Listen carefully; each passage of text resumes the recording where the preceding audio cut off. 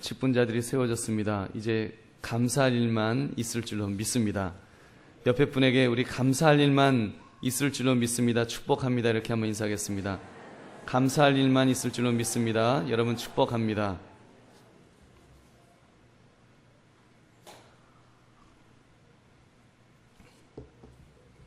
지난 수요일 저녁 예배 때 장로 4분, 안수집사 8분, 권사 13분이 세워졌습니다. 그분들이 새로운 직분자로 세워지는 모습을 보면서 제가 밥을 안 먹어도 배가 부른 것 같은 든든한 감정을 느낄 수 있었습니다. 거기다 어제 저녁에는 신임 장로님들께서 제게 몸보신이 되는 아주 좋은 식사를 대접해 주셨습니다. 제가 심신이 든든해지는 것을 경험하였습니다. 할렐루야. 얼마나 감사한지 모릅니다. 제 마음이 든든한 것만큼 우리 하나님의 마음은 더 든든하실 줄로 믿습니다. 대접을 잘 받았으니까 저도 무엇인가 보답을 해드려야 합니다. 제가 가진 것 중에 제일 좋은 것은 이 주님의 말씀밖에 없는 줄로 믿습니다. 그래서 주님의 말씀으로 대접하겠습니다. 오늘 말씀 직분자의 생활모범, 직분자의 생활모범이라는 제목을 가지고 우리 함께 은혜를 나누려고 합니다. 오늘 본문은 정확하게는 감독을 대상으로 한 말씀입니다. 감독이란 우리 장로교로 말하면 목사 또는 장로의 직분을 의미합니다. 그러나 꼭 목사나 장로가 아니라 할지라도 사실 모든 직분의 궁극적인 모델은 예수 그리스도의 장성한 분량이라고 할 때 우리 모두에게 적용될 수 있고 또 적용되어야만 하는 말씀인 줄로 믿습니다. 그러므로 여러분 모두에게 대접하는 이 말씀 잔치에 우리 모두 큰 은혜를 받으시기를 주님의 이름으로 축원합니다. 저는 이 말씀을 읽으면서 느껴지는 한 가지 종합적인 결론이 있습니다. 그것은 생활 모범을 강조하고 있다는 점입니다. 놀랍게도 오늘 본문을 읽어보시면 뚜렷하게 영적인 것을 요구하는 것이 별로 느껴지지 않습니다. 예를 들면 감독은 기도를 몇 시간 이상 하는 사람, 전도를 몇 사람 이상 하는 사람, 성경을 얼마만큼 아는 사람, 이런 내용이 눈에 띄지가 않습니다. 그보다는 생활적인 면에서 모범적으로 사는 사람을 제시하고 있다는 점입니다. 그러므로 오늘은 생활적인 면에 우리가 초점을 맞추어서 우리가 함께 말씀을 묵상할 수 있기를 원합니다. 교회를 위하여 어떻게 해야 한다는 측면보다는 기본적인 마음 자세라든지 가정에서 직장에서 이웃들에게 직분자가 된 사람으로서 어떠한 모습으로 살아야 하는지에 관한 말씀을 나누기를 원합니다. 3가지를 살펴보겠습니다. 첫째, 직분자는 근본적으로 출발이 올바른 사람이어야 합니다. 출발이 올바라야 합니다. 1절의 말씀 우리 한번 같이 읽겠습니다. 시작. 미쁘다 이 말이여 곧 사람이 감독의 직분을 얻으려 함은 선한 일을 사모하는 것이라 함이로다. 아멘. 여러분 무슨 말입니까? 이 말씀을 그 이해를 돕기 위해서 제가 영어 성경 New Living Translation을 한번 읽어드리겠습니다. If someone wants to be an elder, he desires an honorable responsibility. 저도 무슨 말인지 모르겠는데 여러분 아시겠습니까? 번역하면 제가 적어봤습니다. 만일 누군가 장로가 되기를 원한다면 그는 고귀한 책임을 다하려는 열망을 가지는 사람이다. 이렇게 번역할 수 있을 것입니다. 고귀한 책임을 다하고자 하는 마음. 여러분 이것이 무엇일까요? 사실 이 말씀이 오늘 우리 시대의 상황에서는 잘 이해가 되지가 않습니다. 왜냐하면 상황이 달라졌기 때문입니다. 지금은 우리가 크리스찬이 되어도 심지어 목사가 되어도 목숨을 담보로 하는 핍박은 없습니다. 아주 평안한 시대, 정말 좋은 시대를 우리는 살아가고 있습니다. 그러나 지금 사도 바울이 이 말씀을 쓰는 상황, 지금 초대교회 때에 이 감독이 세워지는 상황은 다릅니다. 이때는 예수를 믿는다는 이유로 체포가 되고 감옥에 갇히고 채찍을 맞고 심지어 사자밥이 되는 그런 상황이었습니다. 그러한 위험이 있음에도 불구하고 그러한 정말 그 위험에 가장 앞장서는 그 장로의 자리를 그렇게 장로가 되고자 하는 사람에 대한 평가를 1절에서 이렇게 하고 있습니다. 제가 우리나라 번역본 바른 성경을 한번 읽어드리겠습니다. 만일 어떤 이가 감독의 직분을 바란다면 그는 선한 일을 열망한다는 그 말은 참되다. 여러분, 이런 뜻입니다. 사랑하는 성도들이여, 오늘 이런 맥락에서 볼 때 장로의 직분처럼 고귀한 직은 없습니다. 장로의 직은 교인을 감독하거나 한 단계 오르는 계급 상승이 아니라고 말씀을 드렸습니다. 오히려 주님의 몸된 교회를 위하여 교인들을 대표하여 선한 일에 앞장서는 것입니다. 여러분, 정말 희생 제물이 되겠다는 헌신의 직책인 줄로 믿습니다. 장로가 되었기 때문에 다른 누구보다도 먼저 사자밥이 될 수 있고 토백혀 죽임을 당할 수도 있고 채찍에 맞아 죽을 수도 있었던 것입니다. 그런데도 장로가 되기를 원하는 사람, 그런 사람을 교인들은 존경한 줄로 믿습니다. 사랑하는 성도님들, 우리 한국교회의 100년 역사를 보면 그렇게 헌신하였던 많은 장로님들이 계셨습니다. 그분들의 헌신과 수고와 기도가 있었기 때문에 한국교회가, 특히 우리 장로교회가 비약적인 부흥을 이룬 줄로 믿습니다.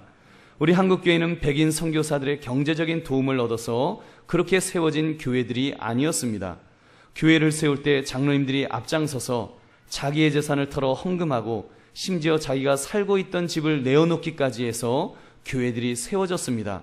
그래서 한국교회는 자급, 자전, 자치를 하는 교회로 그렇게 출발을 할 수가 있었던 것입니다. 그러한 헌신된 일꾼들로 인하여 오늘날에 축복받은 한국교회가 세워지게 된 줄 믿습니다. 여러분, 한번 가만히 생각해 보십시오. 우리가 과거에 지역에서 이렇게 장로님 하면 마을의 어른으로 존경을 이렇게 받았습니다. 장로님 하면 그 지역에서 그래도 언행에서 벌써 영향력이 있는 그런 사람으로 인정이 되었습니다. 제가 처음에 한강교회에 왔을 때 우리 집사님들이 하셨던 기도 내용이 생각이 납니다. 우리 존경하는 장로님들, 우리 존경하는 장로님들을 위해서 이런 기도 소리를 제가 여러 번 들었습니다. 저는 그 기도를 들었을 때 얼마나 감사하던지요. 하나님께서 나를 좋은 장로님들이 있는 교회에 보내셨구나, 이런 그 감사하는 마음을 가졌습니다. 사랑하는 성도들이여, 직분자는 근본적으로 출발이 올바르게 시작되어야 합니다. 여러분, 장로뿐만 아니라 집사도 마찬가지입니다. 권사도 마찬가지입니다. 아니, 목사도 마찬가지입니다. 그가 직분을 바란다면 그는 선한 일을 열망한다는 그 말은 참되다. 여러분, 바로 이 인정을 받아야 할 줄로 믿습니다. 여기서 시작이 되어야 됩니다. 여러분, 분명히 우리 기억합시다. 직분자는 군림하는 자가 아닙니다. 목사는 왕이 아닙니다. 장로는 목사를 견제하라고 있는 것이 아닙니다. 함께 섬겨야 합니다. 함께 협력하여 섬기는 것입니다. 먼저 섬기는 것입니다. 여러분, 이 섬기는 모습, 여러분, 이런 모습이 있어야 합니다. 그런 면에서 우리 한강교회는 토양이 좋은 교회인 줄로 믿습니다. 우리 장로님들은 목사를 인간적인 눈으로 보지 않으시고 그래도 하나님을 바라보며 주의 종으로 대하여 주십니다. 여러분, 이런 분들이 정말 훌륭한 분들인 줄로 믿습니다. 그러므로 우리 모두는 선한 일을 열망하여 주님의 몸된 교회를 위해서라면 내 생명이라도 아까워하지 않으며 오로지 교회를 세워나가는 일에 전심전력하시는 그런 저와 여러분 되시기를 주님의 이름으로 축원합니다. 둘째, 직분자는 객관적으로 인정을 받는 사람이어야 합니다. 객관적으로 인정을 받아야 됩니다. 성도가 그래야 합니다. 우리 2절 말씀 한번 같이 읽겠습니다. 시작. 그러므로 감독은 책망할 것이 없으며 한 아내의 남편이 되며 절제하며 신중하며 단정하며 나그네를 대접하며 가르치기를 잘하며. 아멘. 여러분, 어떻습니까? 좀 의아하지 않습니까? 우리가 지난주 나누었던 사도행전 6장의 집사 선발의 기준은 믿음과 성령이 충만한 사람이었습니다. 집사의 선발 기준이 믿음과 성령이 충만한 사람. 그렇다면 장로의 직분은 집사보다 더 큰 믿음과 집사보다 더 성령이 충만한 사람이 전제 조건으로 나와야 하지 않겠습니까? 그런데 그런 말은 안 보이고 감독은 책망할 것이 없으며 한 아내의 남편이 되며 절제하며 신중하며 단정하며 나그네를 대접하며 가르치기를 잘하며, 이런 말씀으로 이렇게 있습니다. 즉 생활적인 면에서 모범을 보여야 한다는 점을 강조하는 것입니다. 여러분, 이 점은 대단히 중요합니다. 특히 교회에서 직분을 맡을수록, 그리고 그 직분이 중책이 되면 될수록 더 중요해집니다. 즉 직분자는 객관적으로 다른 사람으로부터 인정을 받을 수 있어야 합니다. 여러분, 이 원칙이 깨어지면 그 직분으로 인하여 참 여러 사람을 어려움에 빠뜨리게 할 수도 있습니다. 또 주의 영광을 가릴 수도 있습니다. 여러분, 일단 주님의 영광을 가리우게 될 것입니다. 제가 한번 이런 예를 드릴게요. 초신자가 아니면 예수 믿지 않는 분이 음주 운전하다가 걸려서 면허가 취소되었습니다. 자, 기사거리가 될까요, 안 될까요? 기사거리 안 되지요. 음주 운전하다가 걸려서 면허 취소될 수도 있지요. 그런데 이번에 임직한 모 장로님이 음주운전을 하다가 저 하이페리온 밑에서 걸렸습니다. 기사거리가 될까요, 안 될까요? 여러분, 모르겠습니다. 요즘은 믿는 사람들이 하도 사고를 많이 쳐서 그 정도는 관심받길지도 모르겠습니다만 그래도 그림은 그려집니다. 한남동에 위치한 H교회 모 장로 음주운전으로 긴급 체포되다. 그림이 나옵니까, 안 나옵니까? 안티기독교인들이 아마 그런 걸 보면 되게 좋아서 야 봐라, 역시 기독교는 저렇지 않냐, 이렇게 손가락질을 할 빌미를 제공하게 될 것입니다. 여러분, 잘 우리 한번 들어보십시오. 직분을 받기 전에는 비난받을 정도의 일은 아니었습니다.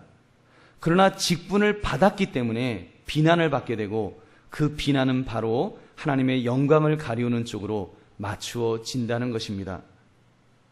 여러분, 새로이 임명되신, 새로이 임직이 되신 장로님들, 그냥 속으로 대답하십시오. 혹시 부부싸움을 하시나요? 큰 소리로 혹시 하시나요? 밥상 뒤집어 엎거나 문짝 바로 쾅 하고 차버리지는 않으셨는지요? 단지 지금 제가 예를 들어서 말씀을 드리는 것입니다. 장로가 되기 전에는 대문을 발로 걷어차도 이웃에서 이렇게 말합니다. 에이, 성질 더러운 아저씨, 이렇게 넘어갈 것입니다. 그러나 이제 장로가 되고 나면 아닙니다. 에이, 한강교회 장로라는 사람이 장로가 되고서 어떻게 저러고 사냐, 내 저런 꼴을 보느니 나는 차라리 저런 장로가 믿는 예수 안 믿겠다. 여러분, 대번에 이렇게 말하지 않겠습니까? 당장 누구를 비난하고 있어요? 여러분, 예수님이 비난을 받게 될 것입니다. 그래서 사도 바울은 7절에서 이렇게 말씀하였습니다. 또한 외인에게서도 선한 증거를 얻은 자라야 할지니 비방과 마귀의 올무에 빠질까 염려하라. 외부 사람에게서도 선한 증거를 얻은 자라야 한다고 말씀합니다.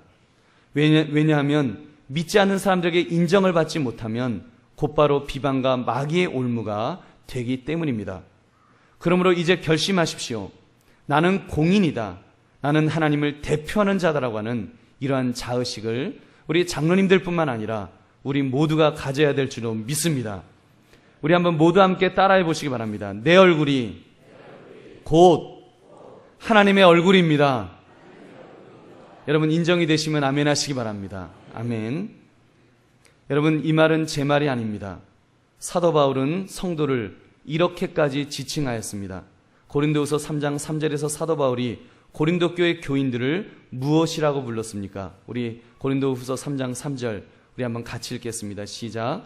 너희는 의로 말미암아 나타난 그리스도의 편지니 이는 먹으로 쓴 것이 아니요 오직 살아계신 하나님의 영으로 쓴 것이며 또 돌판에 쓴 것이 아니요 오직 육의 마음판에 쓴 것이라. 아멘. 너희는 무엇이라고요? 그리스도의 편지다. 우리는 그리스도의 편지입니다. 여러분, 예수님을 믿지 않은 사람들이 아무도 알아볼 수도 없고 읽을 수도 없습니다. 그들이 성경을 읽는 것도 아닙니다. 그들은 우리 얼굴에 보여있는, 우리 행동에 보여있는 그 그리스도를 읽어 나갈 것입니다. 사랑하는 성도님들, 바로 저와 여러분이 그런 면에서 주님의 분명한 편지가 되어야 합니다.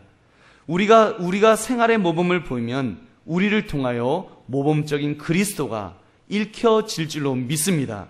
그런데 우리가 불량한 생활을 보면 우리 예수님도 불량스러운 분으로 증거되는 것입니다. 그러니 얼마나 무서운 일입니까? 이제부터는 우리가 결심을 하시고 특히 중직을 맡은 분일수록 이 결단을 새롭게 하시는 저와 여러분이 되시기를 주님의 이름으로 축원합니다. 기왕 말이 나왔으니까 제가 좀 더 겁나는 이야기를 하나 더 드리겠습니다. 직분자는 객관적으로 인정을 받아야 한다는 말씀, 그 말씀은 믿지 않는 사람에게도 적용되지만 가깝게는 내 가족에게 반드시 적용되어야 됩니다. 이건 반드시입니다. 가족들에게 적용이 되어야 합니다. 여러분, 가족들 앞에서 노력을 해야 된다는 말입니다. 오래된 예화 중에 이런 예화가 하나 있습니다. 어느 신령한 목사님이 계셨습니다. 강대 위에 서시면 청산유수로 말씀을 전하시는데 얼마나 은혜가 되는지 모든 성도들이 아주 은혜를 너무너무 많이 받습니다. 그런데 유일하게 은혜를 못 받는 그런 분이 한 분 계셨습니다. 그분은 바로 그 목사님의 그 부인 되시는 사모님이셨습니다. 사모님은 말씀을 들을 때마다 인상을 찡그리고 그리고는 툭툭거리고 그러더니 급기야는 어느 날 이불 보따리를 들고 강대 위로 올라가셨답니다.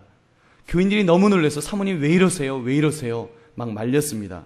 그때 사모님이 이렇게 말씀하셨답니다. 우리 목사님이 강대 위에 계실 때에는 저렇게 훌륭한 목사님, 훌륭한 말씀을 하시니 이제는 아예 우리 가족은 모두 강대 위에서 살렵니다. 그냥 강대 위에서 살겠습니다. 이렇게 말씀하셨답니다. 여러분, 제 아내 이야기는 아니니까 오해하지 마시기 바랍니다. 여러분, 우리가 웃자고 하는 말 같지만 이것은 비단 목사만의 문제는 아닙니다. 여러분들에게도, 특히 직분을 맡은 여러분에게도 그 어떤 정도, 강도수만 조금 다를 뿐 똑같이 발생될 수 있는 일임을 우리는 기억해야 합니다. 우리 4절, 5절 말씀 우리 한번 같이 읽어보겠습니다. 시작.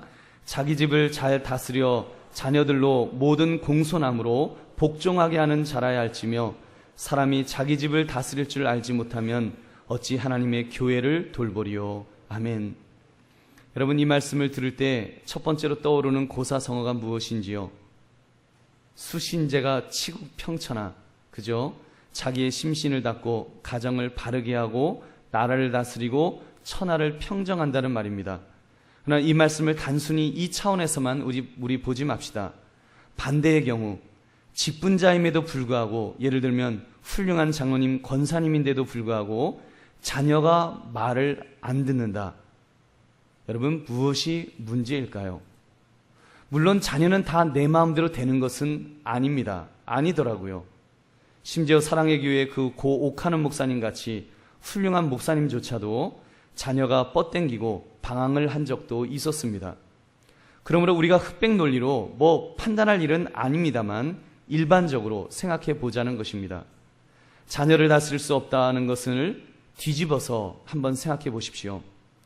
왜 자녀가 그 부모의 말씀에 순종하지 않는 것일까요? 왜 반항을 할까요? 일반적인 경우 그 부모가 자녀에게 무엇인가 상처를 주고 실망감을 안겨준 것은 아닐런지요. 여러분, 잘 들으십시오.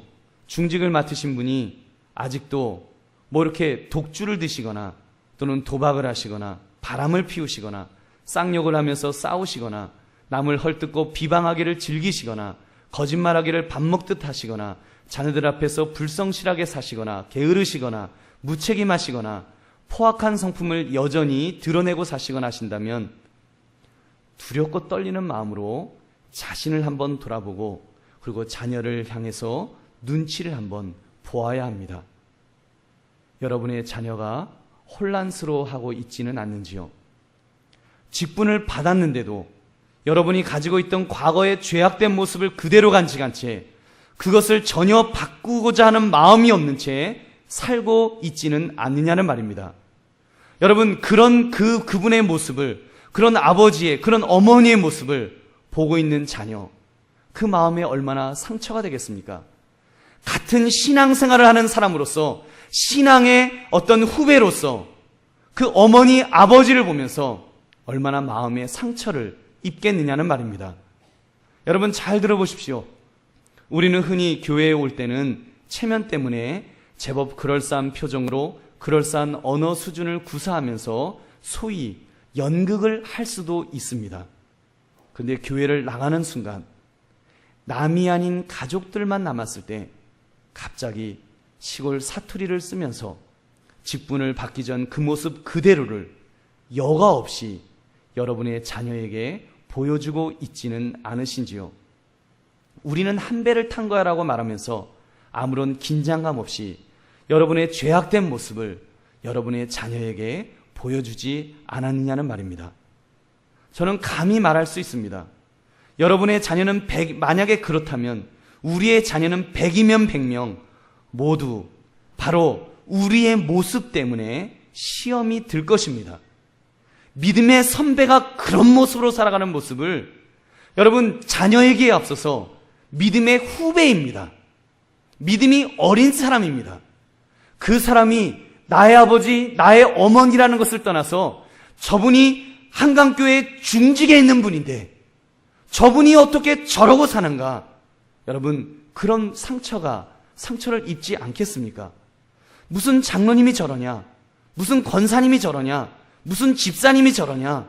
무슨 목사님이 저러냐? 여러분 저는 정말 두렵습니다.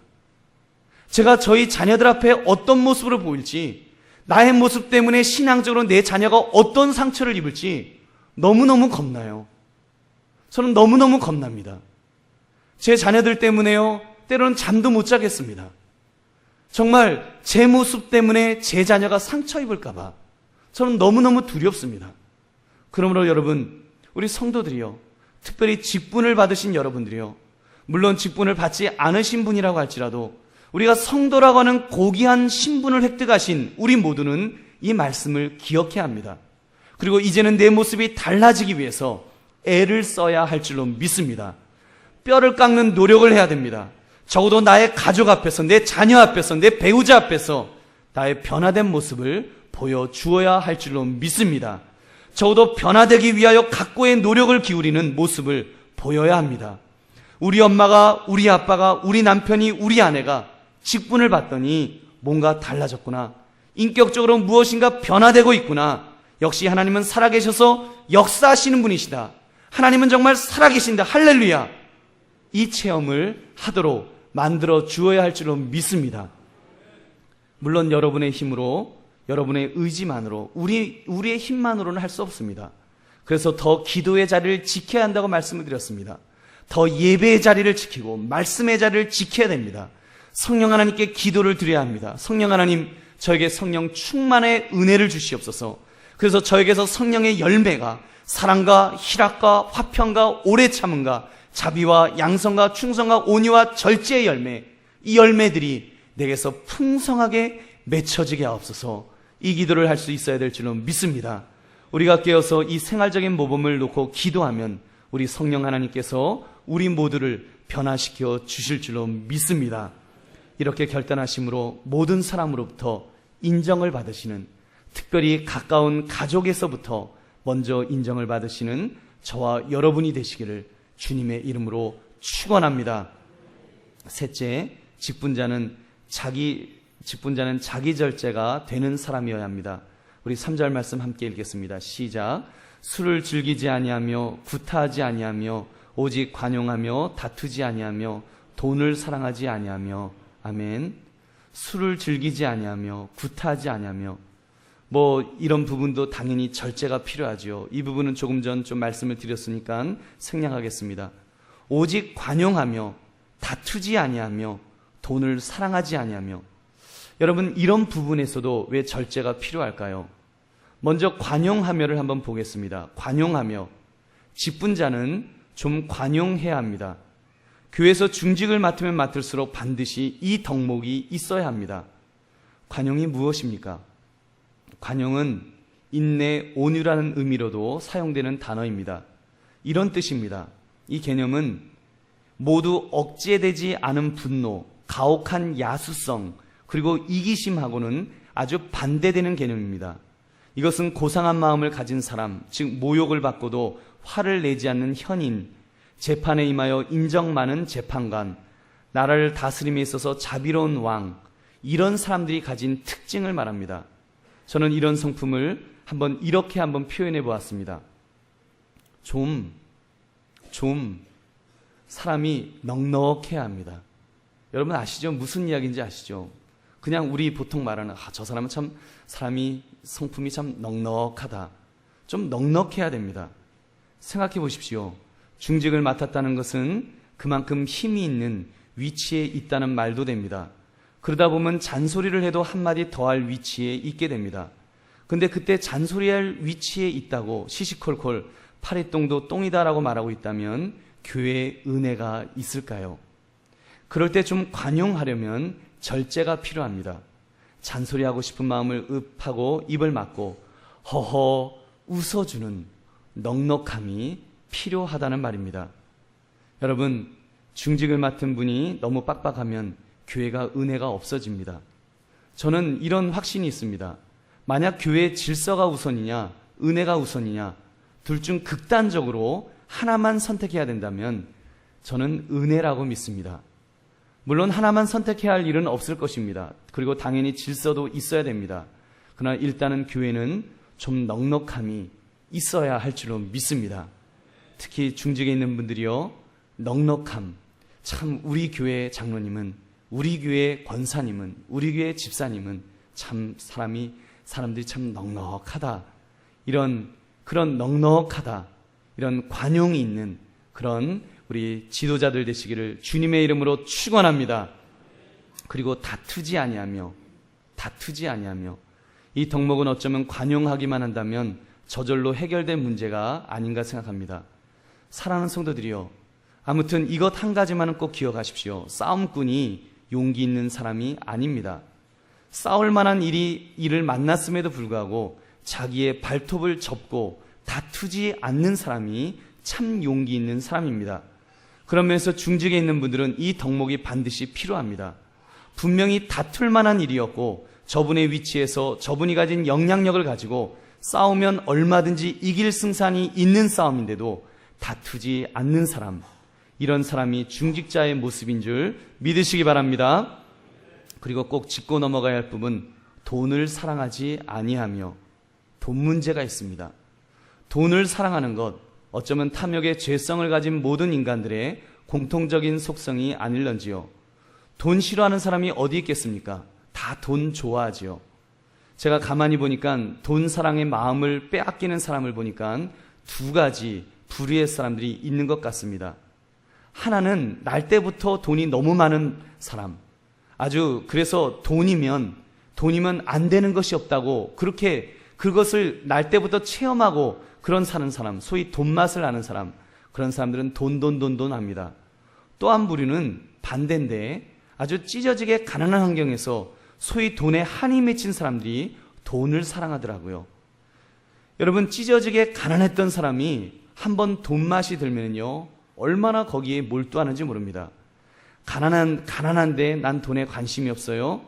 별로 신빙성이 없는 말입니다. 왜냐하면 일단 돈맛을 알게 되면 그때는요, 무섭습니다. 그렇기 때문에 여러분, 우리 성도들은, 특히 직분자들은 돈에 대해서도 하나님 앞에서 정리를 하셔야 합니다. 정리가 좀 돼야 합니다. 직분을 맡기 전에는, 중직이 아니거나 참된 성도가 아닐 때에는 돈 내 마음대로 벌어서 내 마음대로 쓰면 됩니다. 누가 뭐라 그럽니까? 그러나 이제는 아닙니다.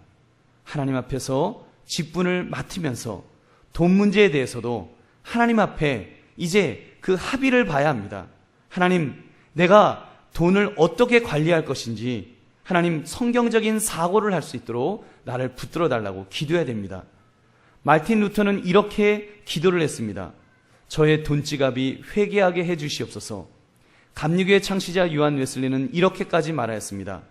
지갑이 회개하지 않은 회개는 진정한 회개가 아니다. 그는 이렇게 말하면서 그가 살았던 삶의 일화가 있습니다. 요한 웨슬레는 100만 원을 벌었을 때 10만 원을 11조하고 90만 원으로 생활을 했답니다. 그는 200만 원을 벌었을 때 110만 원을 헌금하고 90만 원으로 생활을 했습니다. 그는 300만 원을 벌었을 때 210만 원을 헌금하고 90만 원으로 생활을 했습니다.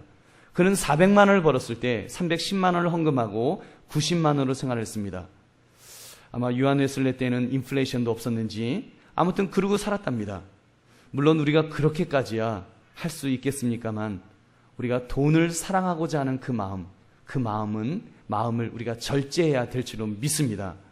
여러분, 우리의 삶 자체가 우리의 것이 아닙니다. 이제는 적어도 직분자라고 한다면 청직이라고 하는 그 마음을 가져야 됩니다. 디모데후서 2장 4절을 보면 우리를 가리켜서 심지어 부름받은 군인이다라고까지 말씀합니다. 병사로 복무하는 자는 자기 생활에 얽매이는 자가 하나도 없나니 이는 병사로 모집한 자를 기쁘게 하려 함이라. 여러분, 그렇다면 이제는 우리가 돈이 많다고 해서 군복을 벗어던지고 명품의 옷을 치장하는 것이 내가 내 돈 갖고 쓰는데 이렇게 말할 수가 없습니다. 하나님이 우리에게 유니폼을 주시면 그 유니폼만 입어야 합니다. 여러분, 그 절제가 있어야 됩니다. 그 선을 그어야 합니다. 하나님, 내가 내 인생에서 아무리 돈을 하나님께서 많이 주신다고 할지라도 나는 여기까지만 살겠습니다. 여러분, 그 선을 그으시는 저와 여러분 되시기를 바랍니다. 저도 그 선이 있어요. 제가 제자반을 공부하면서는 그런 이야기를 좀 나누었습니다. 아직까지 그 선까지 안 주셔서 제가 증명할 길은 없습니다만 저는 하나님 앞에 그런 기도를 합니다. 하나님, 제가 그어놓은 그 선을 넘어가지 않게 하옵소서. 아무리 하나님께서 나에게 그런 물질의 복을 주시고 세상적인 그런 복을 주신다고 할지라도 하나님, 그어놓은 그 선을 넘어가지 않도록 나를 붙들어 달라는 기도를 하는 것입니다. 여러분, 우리 모든 성도는 그런 결심이 있어야 될 줄로 믿습니다. 그렇게 돈을 사랑하는 마음이 들다가도 절제할 줄 아는 저와 여러분 되시기를 주님의 이름으로 축원합니다. 사랑하는 성도님들, 그러므로 주님 앞에서 결단의 기도를 드립시다. 주여, 나의 삶에 절제의 열매가 맺어지게 하옵소서. 다른 사람에게 관용하는 일이나 다툼이 일어나는 상황이나 돈을 사랑고자 하는 순간에도 절제할 수 있게 하옵소서. 그래서 주님 사랑하는 것보다 그 어떤 것도 드러나지 않도록 나를 붙들어 달라고 기도하시는 저와 여러분 되시기를 주님의 이름으로 축원합니다. 말씀을 맺습니다. 오늘 하나님은 우리들에게 직분자의 생활 모범에 관한 말씀을 주셨습니다. 첫째, 직분자는 그 출발부터 올바른 마음에서 시작되어야 한다고 했습니다. 둘째, 직분자는 객관적으로 인정을 받아야 한다고 했습니다. 셋째, 직분자는 자기 절제가 되어야 한다고 했습니다. 이 문제를 가지고 간절히 기도를 드립시다. 그리고 궁극적으로는 이런 모습을 가진 직분자들이 됩시다. 생활적인 면에서 모범이 되는 사람, 그런 직분자가 필요합니다. 생활적인 면에서 칭찬 들을 수 있는 사람, 그런 성도들이 이 시대에 필요합니다. 생활적인 면에서, 인격적인 면에서 정말 인정받을 수 있는 목사, 그런 목사가 이 시대에 필요합니다. 여러분, 사랑하는 성도들이요, 저는 오늘 말씀을 준비하면서 이런 꿈을 꿉니다. 우리 한강교회 장로님들, 우리 권사님들, 집사님들은, 그리고 성도님들은 물론 저를 포함해서 생활적인 면에서 모범을 볼 수 있는 자들이 되게 해달라, 되게 해주옵소서. 이 기도를 하나님 앞에 드리는 것입니다. 여러분, 저는 그런 면에서 전도되어 오는 분들 중에 어떤 분들을 보면 저의 마음이 기쁘고 안심이 되는 그런 분들을 만날 때가 있습니다. 어떤 분인가 하면 그렇게 성도들이, 특히 이렇게 직분자들이 모셔오는 분들 중에 그분들과 가까운 분들을 모셔오는 경우입니다. 한영원 사랑축제 때 전도해 오신 분들을 보면 어떤 분은 평생 동안 함께 일해왔던 직장 동료인데 모시고 옵니다.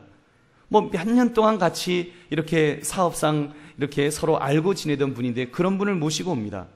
또 앞뒷집으로 평생 서로 얼굴 맞대고 살던 이웃분인데 그런 분을 모시고 옵니다.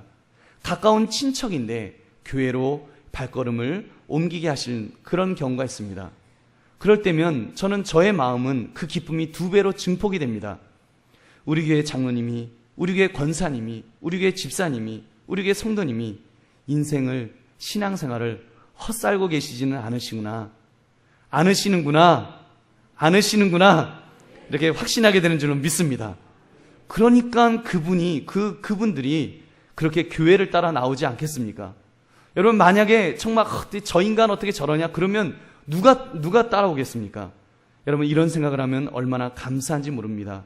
목사로서 보람을 느끼는 것입니다.